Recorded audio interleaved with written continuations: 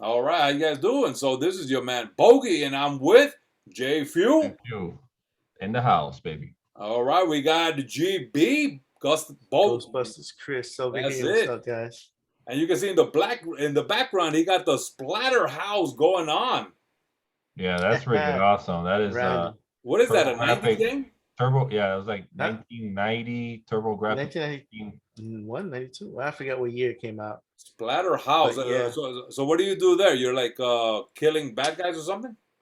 Yeah, but basically, even though the game doesn't show any story, it just shows you laying down flat and look like a spirit comes up and revives you, and you have a mask on, like Jason.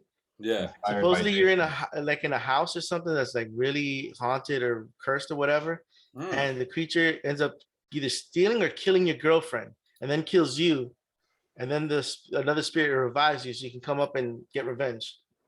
Oh, That's cool. that's the little bit that I know of, but I might have it wrong, Yeah. but that's it. It plays really fluidly. It's really nice of a game. It was like when I was a kid, it was like one of those games that I really wanted, but I could never get. So, playing it at GB's house the other day on the arcade was a real treat. Mhm. Cool. All right. So in this topic too, we got JFEW giving us his topic, which he hasn't mentioned much of it, so it's going to be kind of new for all of us. So JFEW, take it away, brother. All right, guys. So welcome to the CREW After Hours. If you guys have never seen our show before, it is basically a bunch of guys just hanging out, talking about life and everything that's going on social media and the news and things that are interesting to us. Whatever we're interested in during that time. But for me today, I just wanted to wing it a little bit and just get a couple of things off my chest and just talk about some of my experiences recently when I came down to Florida to visit you guys. I had a really good time, and I actually drove down into the Disney parks with my wife and the kids, and we actually had a really, really good time at the parks, and it was a really good experience. And um, from my experience of being there, it just seems like they have now that you have to do reservations going into the Disney parks. It seems like the numbers are really well controlled, where you can enjoy your day a lot more than before, where the parks used to be like overpacked and there was a lot of people and it was just crazy. But now they have this system in place where you have to have a reservation to get in because they want to control those numbers and give out a pretty good experience. And with that, you could pretty much have, almost do the whole park in one full day if you get there early. So, And so I got a question for you then. mhm. So, so I can't just show up to buy my tickets because that's the way I normally have experienced that. So I think yeah, it means for the rides. in the past you could just buy your tickets and come on in, but now you have to buy your tickets and do a reservation, and you have to pick a date, and there'll be dates available on waltdisney.com, and you can see what's open and what's not. They'll let you know what parks are available. So it's better to plan, ahead of time, so if you're gonna go in a month, make sure you start paying now and start making your plans and reserving so you can get into the park. And Interesting. yeah, so before, it had been a few years since we had been there because of COVID, and like COVID was in the parks, everybody had to wear masks, and there was a lot of strict guidelines. And now finally, when we got back, that's all gone. They just have signs up, letting you know that hey, you could get the virus, being here, but there's nothing that now that you have to wear masks, now you can have that experience again with the characters, and you can hug them and take pictures and all that stuff. And I would say the rides are really great now. And at Epcot, I went to do the new Ratatouille ride, which is like kind of like 4D or something, and Mm. it was really, really great. I mean, it's really awesome. You feel like you're being chased by giants, and That's cool, yeah, it was really, really cool. That was a great movie.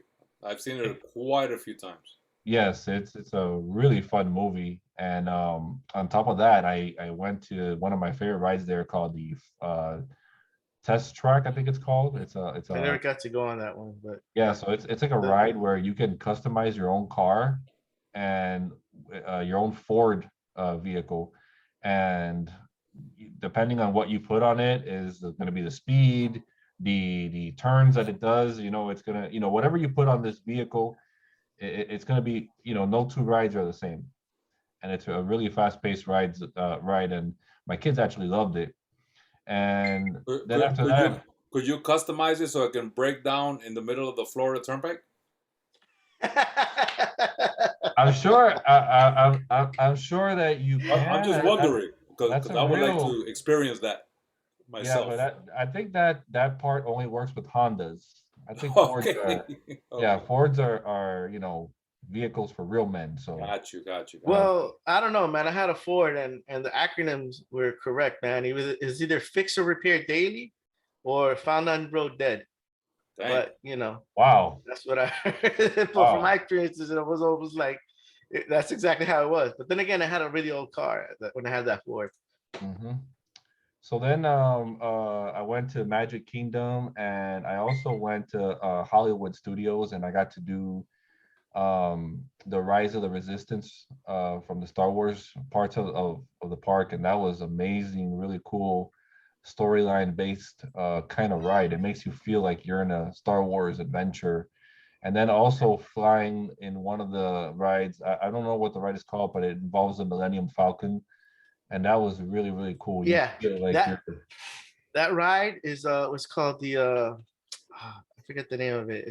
It's like you have to go do a mission to get some energy crates or whatever it is, and it yeah. plays like an arcade game almost like a video game. Oh You yeah, have what, four people? Yeah, six, four people. six, What?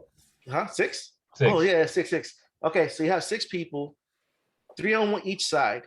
In the front, the flyers, the people who pilot it, one goes up and down, the other one has to go left and right. So you gotta like work with each other to not hit anything. Then you got two other people hitting buttons like that. What I did, I was a shooter. I was shooting missiles and all this stuff. And I forgot what the other two guys did. So you did it. Yeah, that was a fun ride. Now it was like different. Cool. So yeah, that was one of the things that I did. And then when I got down to Hialeah, which is another continent in Yes. far off the United States, You gotta I get got to your hang. passport stamped. Yes, I got to hang out with Ghostbusters Chris and Captain Bogy, and that was probably the funnest part of the trip. And then unfortunately, things got cut a little bit short when I got COVID, and that wasn't fun. But then I went back home and just settled down here and did some more content creation. And I was just thinking about a lot of the things that I've been Give doing. me, give me a moment. I just wanna. Sorry, I'm interrupting. Surprise guest, So you surprise guest. finished? Wait, who is it? Who is Huh? it? Surprise guest, isn't it? No. So you finished talking about the Disney experience? Yes. All right. So I'm gonna stop the recording here, and so we can just do a Disney, and then whatever you're doing next. All right. So we're gonna stop this recording here in 3, 2, 1.